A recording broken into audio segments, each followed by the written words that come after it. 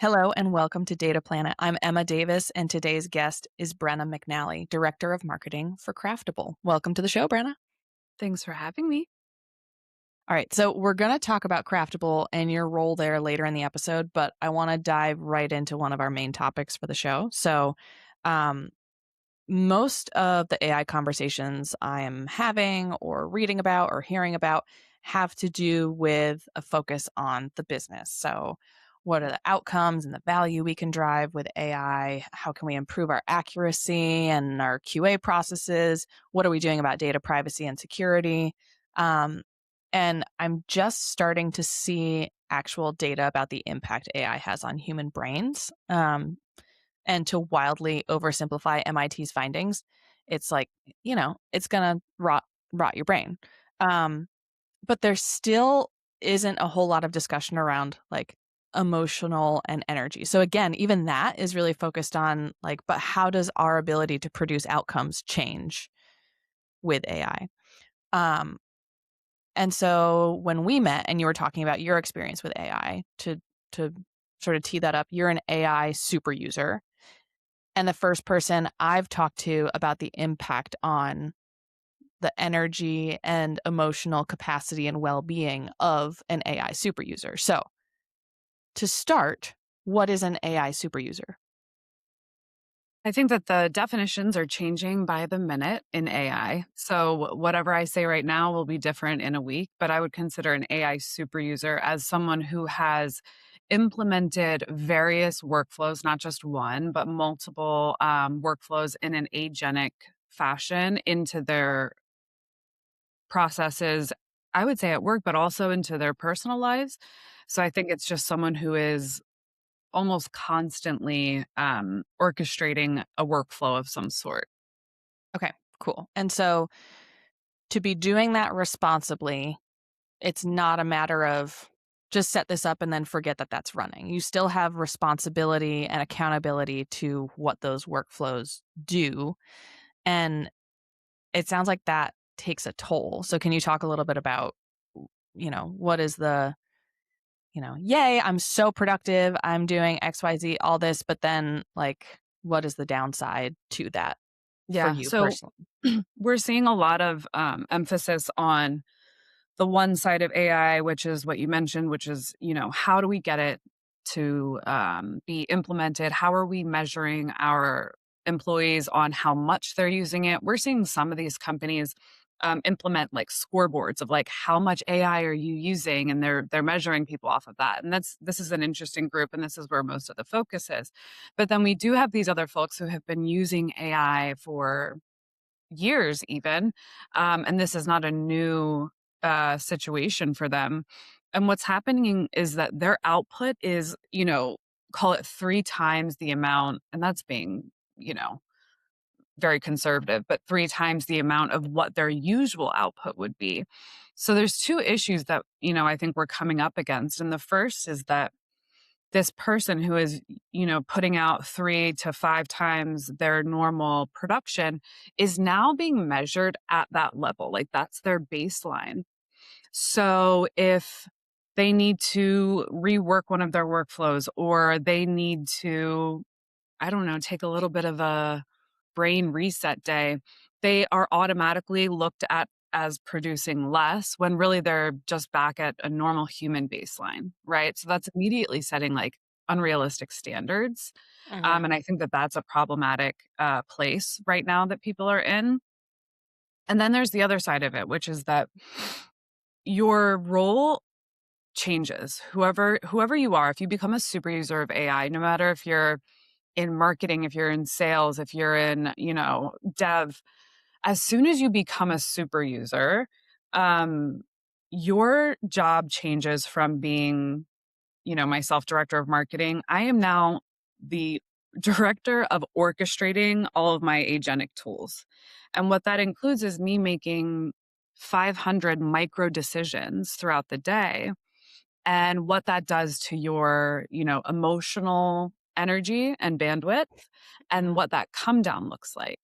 And I Mhm. think what we're going to run into is an ethical issue where are we caring for our super users Are we allowing them to have rest, reset, reprieve from the micro decisions? Because a lot of folks like myself, when I leave this room, I go and I'm a mom and my brain's still firing like this because I have so many processes and workflows that it's really important that folks who are in this super user group are building rest and recovery protocols for themselves Mhm. because I don't really see a future where others are going to build it for you. Yeah. Yeah, and when you were talking about the the AI super user experience and that mental toll, it reminded me of something we've talked about, like being a toddler mom. Like we were just talking about this and just all of the individual decisions of how much does this matter? Do I need to act right now? How do I prioritize this versus that? And, you know, that constant question of like, is this important? Do I even need to act? If I do need to act, what do I do? What are the repercussions of me doing this versus that? And the fact that you're making decisions not at the individual implementation or outcome level, but like I am changing this system with every decision I make. I need to be thinking about what are the carry on or the knock on effects of the decision that I'm making. And so the thought of doing that all day at work and then doing that all day at home is just like, Yeah. how do you, I think now that you mentioned that, all of my bots and all of my agentic workflows are just AI toddlers. yeah. They're like they're like super genius toddlers. But it Uh-huh. is true, right? Like AI is cause and effect. You make a change, a micro change, and it causes an immediate response, right? It's Mhm. not like you're coaching a human and you're walking them through, oh, let's review this call that you just made and let's talk about how we'll do something different next time. And that next time might not be for a few days. With AI, it's immediate. And with toddlers, it's immediate, right? Uh-huh. Something's Yeah. happening, you're responding, you immediately have to respond very quickly, emotionally, intelligently, and then what is that response going to be? So, what I'm finding for myself is that I'm burnout. I'm burnout more frequently than I'm not, Yeah. and, the burnout is very different than any burnout that I've experienced, and, I think I've said the same example to you, but elite athletes, right? Folks who are like Olympic athletes who are doing the highest of performance, we wouldn't expect them to perform at that level every single day, right? Mhm. They have training days, they have, rest days. So, what I'm starting to explore is if someone like myself is putting out 5 times the rate of what I was, previously, what does that rest day look like? And what do I need to be able to continue to perform like this? Because I think we're going to see a boom of super users and then a boom of massive burnout. Mhm. Because every workflow that you implement, you also need to QA. And Mhm. so not only are you making decisions, but you're also QAing on the side, making sure that those decisions are actually working the way that they're supposed to. And Mhm. this constant loop, um, I think that people are going to run into some serious issues, with making it a sustainable, process. Yeah. And I think that the weight of that personal responsibility, to go back to our toddler metaphor, it's like, if you can tell your toddler a million times, don't run out into the street. At the end of the day, they're unpredictable. And if they run out into the street, that's on you. That's not on Yeah. them. And that's the case with agentic AI stuff too. It's like, well, you didn't design it properly. You didn't check it. Like you're still responsible for 5 times the amount of work now. Absolutely. And so it is this interesting thing of like, we live in our capitalist society. And so we're all thrilled about increasing output and throughput and all that. And all of that benefit goes then to, our customers, to our business, to shareholders, to, whatever it is. And there isn't really a discussion yet around how does that benefit the people doing that work? Because if you can do 5 times the work in, a given week, should you be working 2-day work weeks? And then it's still a net increase in your overall output. Right. know, Right. but, But like, of course, you need to be resting. unfortunately, when we're talking about shareholders, like there is a very specific, um, dollar amount that they're looking to return their investment on. And I'm fortunate to work, we with a I talk to some board members on various private equity boards, and talking about this topic is like, how do we get AI to, how do we get people to use AI like you do, is really the question that I get a lot. And I often respond with, it's not about how to get them to use it like I do. It's how are you going to take care of them once they are doing that?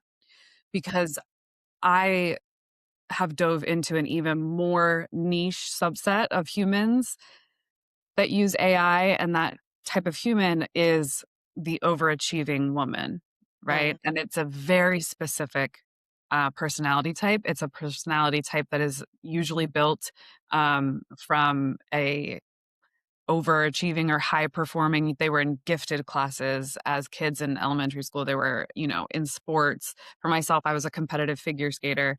So what does AI do? It removes the ceiling of mhm, achievement. I right, can be achieving constantly and building constantly. Um, but that little like pat on the head, oh, good job, you achieved more. There's a really like, I don't wanna say dark side, but there's a really, like, lonely side of that where the achieving then becomes an expectation, and it no mhm, longer is,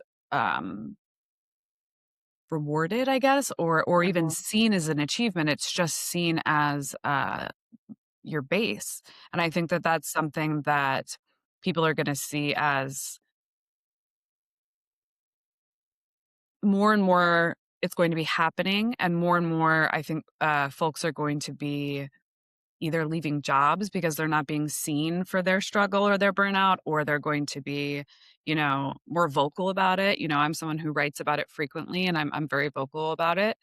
Um, but it's at the end of the day, you have to set it up for yourself. Like I have my rest and reprieve protocols mhm, that I have to do, mhm. um, because no one else is going to build that for me. Yeah, yeah. The Do bots you aren't.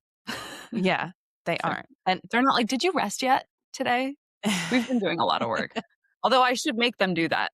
yeah, yeah. Jot it down. There's your next thing that you need to Mhm. take care of.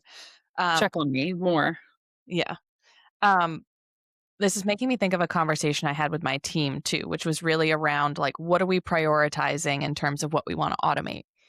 And I thought what they were going to care most about is like what's hard and what's time consuming. And what they really cared most about was net energy.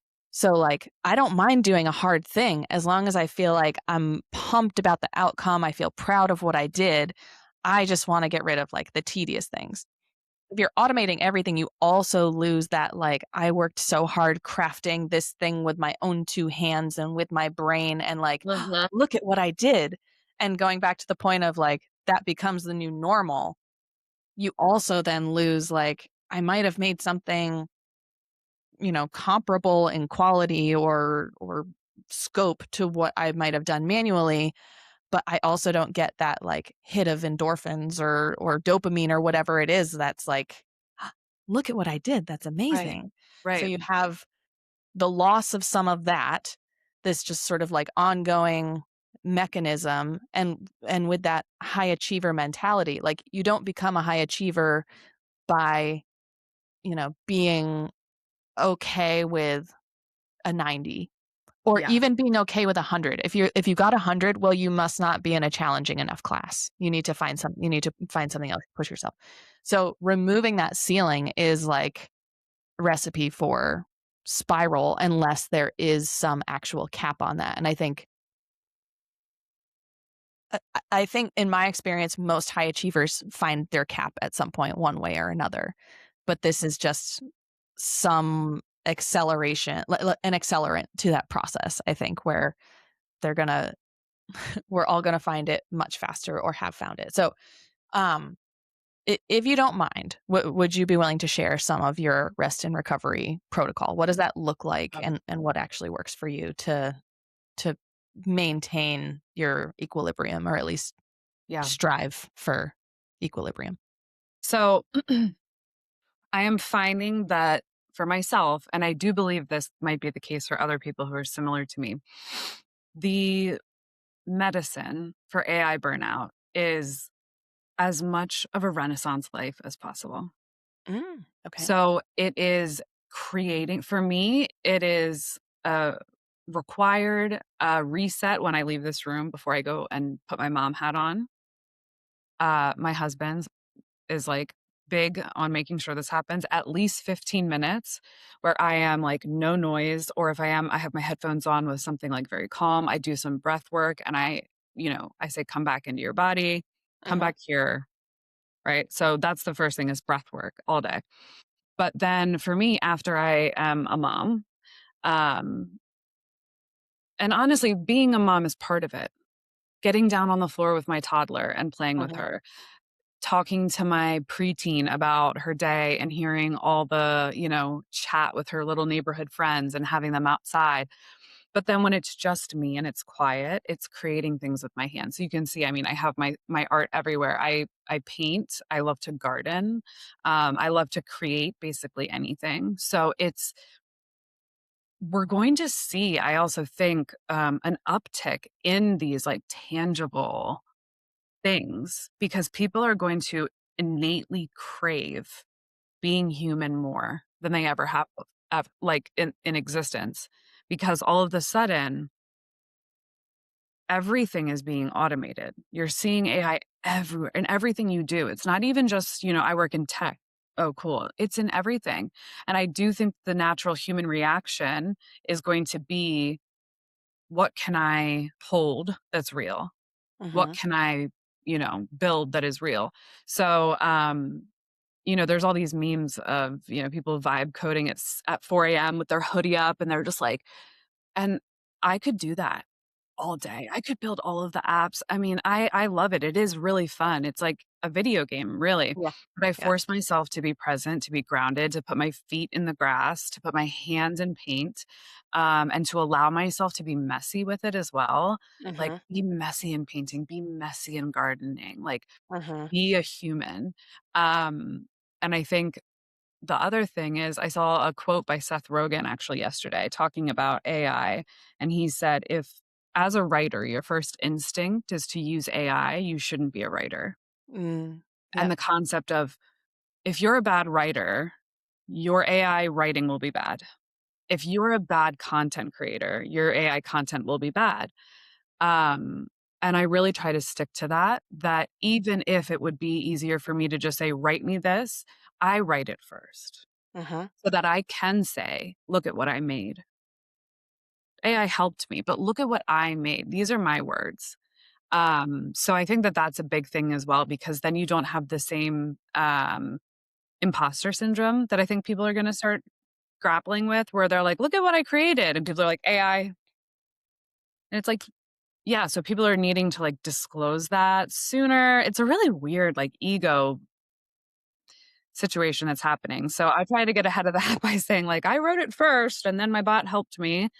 Yep. Um, but Yep. those are my go-tos and some days I don't do it well. Some Yeah. days I feel great. Well, Just like being that's a mom. yeah, and that's very Or human of you. Yeah. how Yeah. very human of me. Yeah, you're doing it. Have Uh, flaws.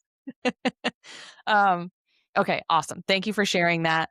Um, real quick before we wrap up, tell me a little bit about Craftable. So what is it that Craftable does? Who are your customers? Yeah, so Craftable is an AI native, back office platform for the hospitality industry. So we use, talking about AI, we use AI to, connect your purchasing, inventory, back of house processes in restaurants and hotels, and just kind of streamline them to bring, actionable insights and decisions to surface them sooner, so that, people in hospitality can spend more time with the guests or spend more time doing what they want to do, which is being a chef or being a CFO even, and less time trying to dig through things, finding the answers that they need. Mm, So our customers are hospitality operators, CFOs, director of ops, anyone in the restaurant and hotel industry that, you know, needs better data, Yeah. Which truly. I mean, I lived in Providence, Rhode Island for maybe 10 years, an amazing food city, and watching you can just see, like, these places that you love and that seem to be doing great business-wise still go out of business all the time, and, like, the I don't know as much about hotels, but restaurants certainly, like, they live by their margins, and so having a tool that can help them, like, let's just give you a little bit more wiggle room, a little more room to survive and hopefully thrive so that, yeah, you can focus on the thing that people love about you, which has nothing to do with your margins, has nothing to do with your I data. will never open a restaurant thinking, "Wow, I'd really like to make a ton of money, so I'm gonna open a restaurant." Like, This that's is just my not get rich quick scheme. So said no one ever. And yeah, I mean, I worked in restaurants for 15 years before I, came over to tech, and so I know it deeply and I love it deeply. Mhm. And, the way that a shift starts and ends is absolutely chaotic, and there are GMs that are running food because they're short staffed because of this and that, and, Craftable really aims to just be in service of their service. So how can we be a support so that you can get back on the floor? Or how can we be a support, to the CFO so that they're not searching at month end for numbers that they could have had that day? Um, and it's true, like margins are thinner than ever. We're in an economy that is really volatile as far as like food costs and we're seeing a lot of that right now. Like tomatoes, all of a sudden, tomatoes are the most expensive things for restaurants. So if we can like surface that quickly and be like, okay, this vendor is selling, a pallet for this, and this vendor, you should go with this one now. Here you go. And they get a notification on their phone. If we can buy them a few hours a day for them to take a deep breath, remember why they're doing what they're doing, Mhm. because there is too frequently, I think people in every industry have a moment where they're like, "What am I doing?" Even doing here. But Yeah. people who work in restaurants, they know what they're doing. They know why they're doing it. Mhm. It's a very specific beat inside their chest, and it doesn't go away. Like, I still have it. I still am like, "Ugh, I could just go back behind the bar." There's Mhm. something really, really special about restaurants, and Craftable is built by people who used to work in restaurants and hotels, and so we understand that. We try to just be a partner as much as we can. Awesome. All right, let's wrap up there. Listeners, if you want to learn more about Brenna and about Craftable, details will be in the show notes. Brenna, thank you so much for joining me today on Data Planet. Thanks, Emma.